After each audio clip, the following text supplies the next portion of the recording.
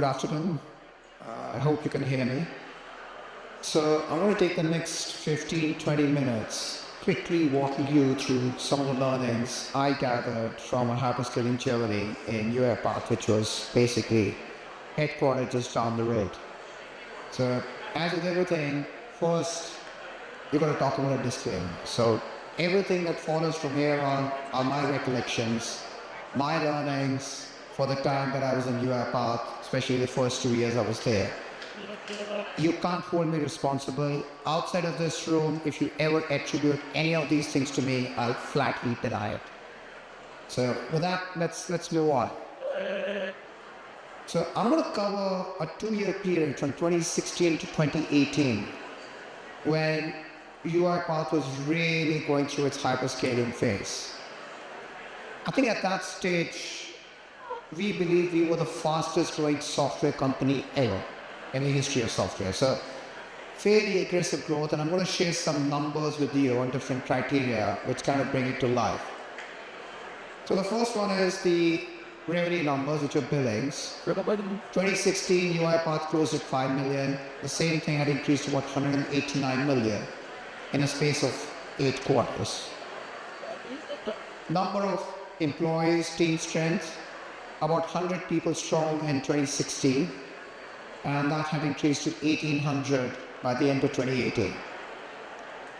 In terms of physical location, in 2016, primarily there were 2 offices, Bucharest, which was the main office and had majority of the team out here, India, small satellite office.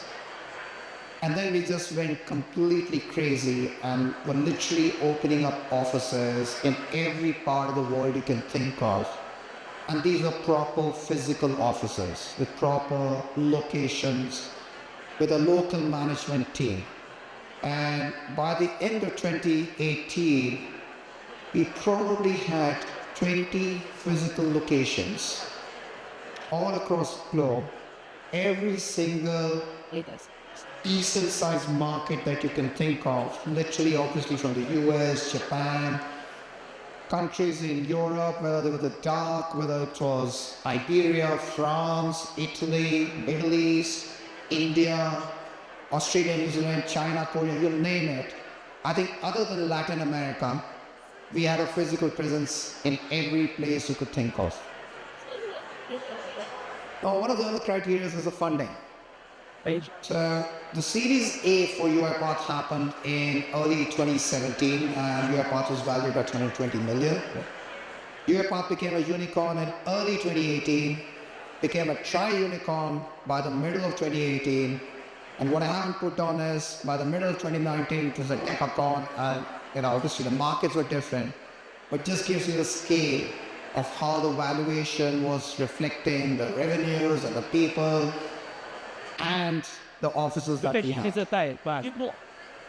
Now, one of the things I do want to point out is how does it correlate to the management team? 2016, there was no CXO in UiPath. Nobody other than the CEO having the word chief in the title.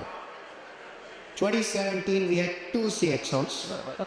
One was CMO, who's still around, Bobby Patrick. Other was Marius, who's still around. He's around here as the chairman for Tech Angels as a CPO. 2018, we had a flood of CXOs. Any CXO title you can think of, we had them. We had a chief product officer, chief technology officer, chief strategy officer, chief customer success officer, chief revenue officer, chief financial officer, God knows who else. So the management team, from being devoid of CXOs, kind of mushroomed into 9 or 10 CXOs in 2018. The geographic split, now that's something quite unique to UiPath. 2016, obviously, it was more EMEA-centric. 2/3 of the revenue were coming from EMEA. But in spite of having no local presence in the US, we still had 1/3 of our revenues coming from the US, which was primarily the sales team out of Bucharest, calling up enterprises in the US, selling over the phone. And these were proper enterprises. In fact, one of the largest sales in 2016 was to GE, and that all happened virtually. 2017, Japan came on board, and that became a big market for us. US also, we had a presence. In 2017 was 1/3 US, 1/3 EMEA, 1/3 APAC, including Japan. In 2018, obviously, US started pulling ahead. It's a much bigger market, much more open to new technology. So 40% was from the US, 35% approximately was from EMEA, and APAC in Japan with 25%. So still a pretty reasonable split across the three main geographies. So I wanted to just give you that quick walkthrough of what that hyperscaling journey looked like. But here are the learnings. And my first learning is, when things are going badly, and even more important, when things are going very well, you have to distinguish between what you can control and what you can't control. So the controllable variables are things like your product, your value proposition, your sales approach, marketing, fundraising, hiring. What I mean by that is each of those things are completely under your control. You can decide what you want to do in each of those things. You can decide how much of effort, money you want to put in. A product you can look at and pitch it vis-a-vis your competition, vis-a-vis what your customers expect, and decide where you want to invest. Value proposition is absolutely critical because that's what you take to the market, but that's what you determine. Market doesn't tell you, you control it. Similarly, fundraising, marketing, approach, hiring, yada yada. That's totally controllable. The fun is when you recognize what is outside of your control, what you are influenced by, but there's not much you can do anything to influence it. So the first one is the general market. What's happening out there? If the market is predisposed to whatever proposition that you have, that's a great thing. If the market for any reason is not inclined to consider your value proposition as something of interest, it's not a great place to be in, but you've got to recognize it. The second one is your competition. Who are you competing against? How good are they? And are they actually going to be a serious stumbling factor? So if you're getting into a sector which is, let's say, I don't know, dominated by Google or Amazon or Facebook, you got to think long and hard as to how you're going to distinguish yourself. If on the other hand, your competition, like for UiPath back in 2016 and 2017, UiPath's competition was a great mix of arrogant, stupid, and lazy. We at UiPath, there's nothing we did to influence it. But having recognized that, hey, we used it to our advantage like anything. Third is the regulatory market. This is one of the most difficult things. If a country or let's say the EU comes out with a regulation which completely negates your value proposition or puts a huge roadblock in your way, you've got to think what you want to do, how you overtake that, or it supports you. An example in point is one of the biggest value propositions for robotic process automation was replacing people. And there was a lot of discussion happening in various countries that the governments were going to lose tax revenue because once somebody loses a job, you don't get the taxes from that employer, nor do you get the taxes from the employee. So there was a discussion saying, should we be putting a tax on RPS software? So when you replace a human, the software provider or the company has to put a tax. It was great for UiPath that never happened. But if that had been introduced at any stage in any country, it could have killed the whole RPM market even before it had a chance to blossom. So regulatory is completely uncontrollable. You can influence it. I don't think you can control it. And the general economy.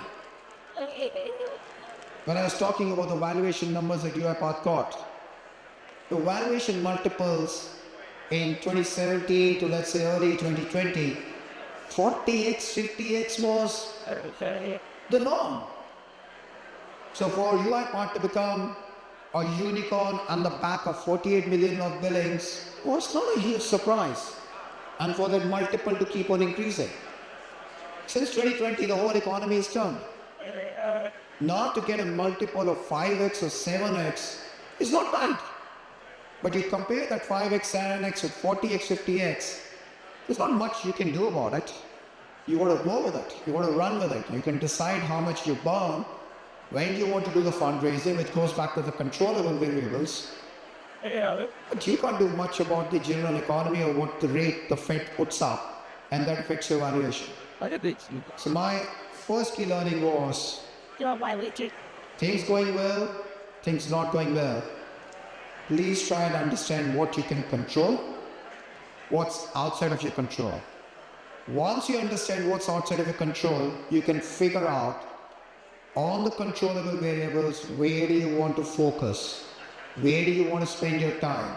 What are you going to change in order to make it work? And even more, if you're doing very well, again, look at that. Because sometimes, if you're honest to yourself, you realize it was pure dumb luck. You just happened to be in the right place at the right time to be blessed with the right set of competitors. And which I firmly believe is what happened at UiPath. When everything on the controllable side was done brilliantly, executed well, but what you can't create is the general market state which was predisposed to RPA, regulatory which never happened, and a set of competition which frankly, for us, they kind of vacated their goals and let us do whatever we wanted. And from being number 3 and number 4 in every market in 2016, within a space of 4 quarters, UiPath was number 1 in every market and never ever lost that competitive advantage. That's the first one, controllable, uncontrollable. The second one, and this is for all of you, the CEOs and co-founders. Culture will be your first victim of success. Please be aware of that. As you become successful, if you don't watch out, or if you're not interested in maintaining your culture, that's where you'll see the first hit. That is where not you, I will say your team will realize that while success is great, it does somehow result in culture getting impacted. And on smallest of things which you will never ever figure out. Whether you think culture and your values are on, teamwork, integrity, humility, I don't know, customer centricity, whatever buzzwords you may have which describe your culture. Thank you. What describe your culture? As you become successful, you will start taking decisions or doing things which will start impinging on that and in fact contradicting it. And if that is important to you, please keep it front and center of mind as you go through that. Very closely linked to that. As you become successful, as CEOs and co-founders, you suddenly realize you can hire CXOs. Individuals who probably didn't look at you when you were doing the seed round or when you were a small little company will start lining up and start contacting you when they see you doing well. They will suddenly start offering their services that, you know what, I helped grow XYZ from 1 million to 100 million ARR or 50 million ARR. or I took a company public from here to here, or I launched the marketing campaign, or I did this. They will all crawl out of woodwork and approach you. And you may have the tendency to think, wow, a year ago, they wouldn't be coming to me. Now I want to bring them on board. I want to have all these strong, successful CXOs on the board or in my management team. Word of caution. If you ever want to bring in senior talent, please think of bringing on board with them as professional founders, not as CXOs. What I mean by that is, you founded your company, you have a co-founder who may be doing product or whatever else, you need somebody in marketing to lead the charge or in sales. Bring on board somebody who thinks of themselves as a professional founder. They don't want to come in as a CRO or a CMO with a fantastic salary, a great bonus package, a business class travel, 5-star treatment. But actually all they will do is sit in their offices, manage on a spreadsheet, and bring in a team of other people which they work with, not bother to understand, embrace your culture or what made you successful in the first instance, but try and tell you how you are all being grown, how you can't grow with the same set of team, you need to change everything. Bring on board somebody who actually thinks of themselves as a founder, is willing to put at stake whatever you have put up. So if you're given up a cushy job to start a company and are taking a basic salary, well, they should be willing to think of that, but they are also then tied in with you for the upside. They are coming there to roll up their sleeves and get work done, not to sit in an ivory tower and tell you how all you did before was wrong and your team is crap. Yep. Bring in somebody who tries to understand the origins of your company, tries to understand your team, what drives you, what's made you successful so far, and then how you take it to the next level. So if there's nothing else that you take from today is, please try and think about this. Don't bring in a CXO, bring on board professional founders. Third one, question everything. A lot of founders come from a technical background, a product background, engineering background. They understand the space very well. And I'm sure when you're sitting down with engineers or counterparts, you challenge stuff. Why are we doing it this way? What's the stack? What is? What are we using? Yada, yada, yada. But somehow, when they're faced with a commercial issue, a sales or marketing issue, they believe they have no skill sets. They are not in a position to have a view. They are more than happy delegating and disowning that commercial part to whoever they bring on board. And my simple thing to you is, who becomes a salesperson? Somebody like me, who was not good enough to be an engineer in the first place. So why would you think that sales is so bloody complicated that you don't understand it? Ask the basic questions. Why are we doing it this way? Why is the only way to do it? And if the answer is, that's the way it has always been done, that's what Microsoft does, that's what Salesforce does, that's what ABCD does. Why do they do it? Why is it right for us? Why will it work? And trust me, if you ask that why 3 times, just 3 times, either you will get the right answer, which you can then see whether it works for you or not, or the individual on the other side will actually not have a reason to give you and they will step down. So please question everything. And then the last one, hire people better than yourself. And I'm sure you do that when it comes to product engineering. You know how to hire them. You find out people who can come through the various tests or hacker tests and ABCD, whatever be it. But the same should apply to the rest of the organization. And you have to send that message to your management team, your professional founders, that when they hire people in their teams, they should actively be making themselves redundant. So the average kind of quality in the organization keeps increasing with each hire. It doesn't get dumbed down with each hire. So I think I've run out of time, so thank you for your time. I believe I will be at the Q&A stage somewhere outside in the next 10-15 minutes. More than happy to answer any questions or any observations any of you have. Brilliant. Enjoy the rest of your day.